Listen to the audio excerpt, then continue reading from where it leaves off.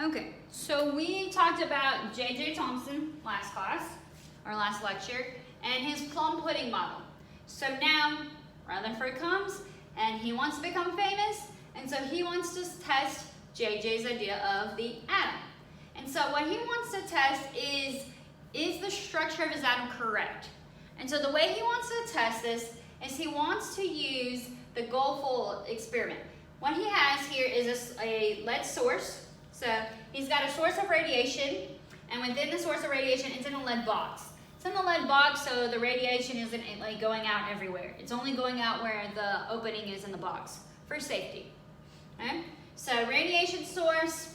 So this is going to shoot radiation. The type of radiation that it's going to be releasing are alpha particles.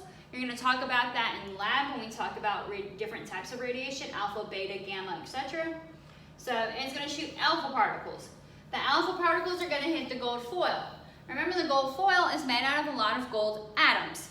So my radiation is going to hit the atoms. And then once it hits the atom, something will happen. It will be deflected or not deflected, and then it will hit my detector. So when it hits the detector, I know what happened to it. So let's go to J.J. Thomson's model. So this is his plum pudding model, right? A lot of empty space and some electrons. So let's think about what we should expect to happen. So if I am Rutherford and I shoot my radiation, because there's a lot of empty space, that my radiation, my light should just go straight through. Okay? So if the atom is like the plum pudding, all the alpha particles should go straight through. Now, there are some electrons, but remember the electrons are really, really small mass. They're really light. So if my radiation comes, my alpha particles come, and they hit an electron, then think about this as being like the balloon, and you just go a little bit off course.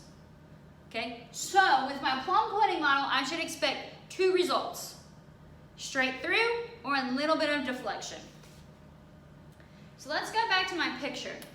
So it should go straight through, which most of the alpha particles went straight through. And there's a little deviation based on exactly where it starts. Okay? So it should go straight through. If it hits an electron, it might deflect a little bit. Cool. But then Rutherford got a third. A few alpha particles deflected, and they didn't deflect a little bit, they deflected a lot. Okay? So Rutherford got three results: straight through, small deflection, large deflection. And so with that means that there's something missing. Thomson should have only got two results. Rutherford got three. Okay? So let's look at what that means for the plum pudding model. So Rutherford said, okay, we get three. The first one makes sense because there should just be a lot of empty space. It should just go straight through. Most of the particles go straight through. So that part of J.J. Thomson's model is correct. A lot of empty space, a lot of empty space. So Rutherford's like, yeah, cool. Then some of the particles deflected a little bit. So some that deflect a little bit is because they hit an electron. So he's like, okay, I don't disagree with you, Rutherford. I do think it's a lot of empty space. Rutherford says he doesn't disagree with Thomson, with JJ.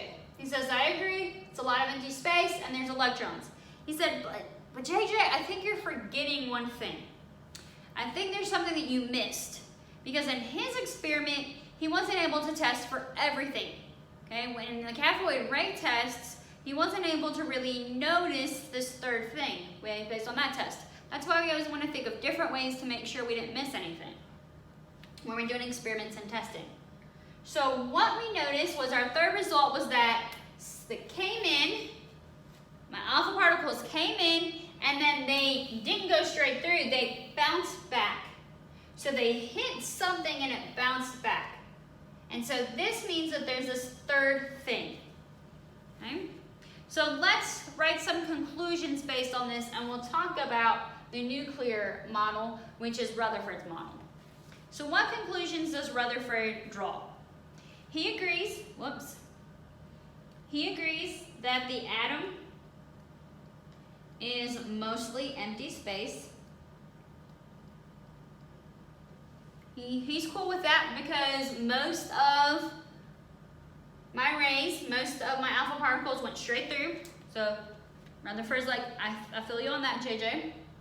And then he also agrees that the atom contains small electrons. So he doesn't disagree with JJ on that. But here's his third conclusion. So his third conclusion is based on that object that the third set of alpha particles hit and bounces back. So if it hits it, this can't be like a balloon. Because remember, if I just hit a balloon, I deflect a little bit if it's small in mass. It's got to be something that makes me bounce back. So if that's something I bounce back, this guy's got to be more like a semi-truck than a balloon. So Rutherford says that the atom contains a dense particle. So dense means that it's going to be really, really heavy mass-wise, okay?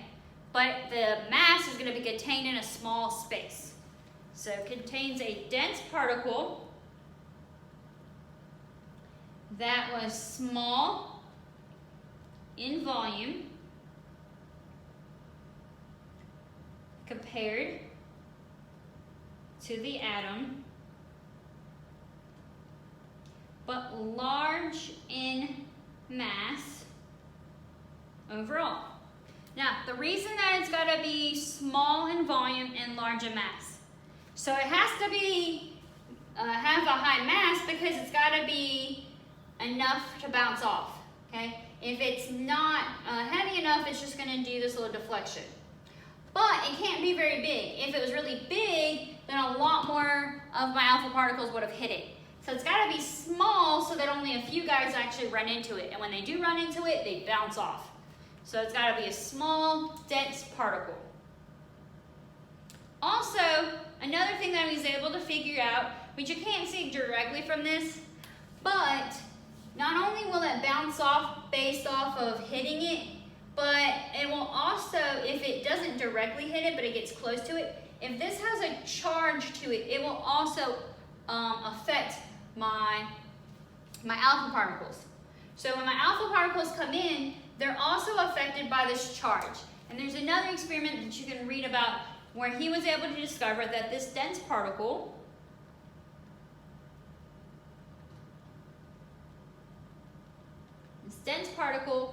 was positively charged.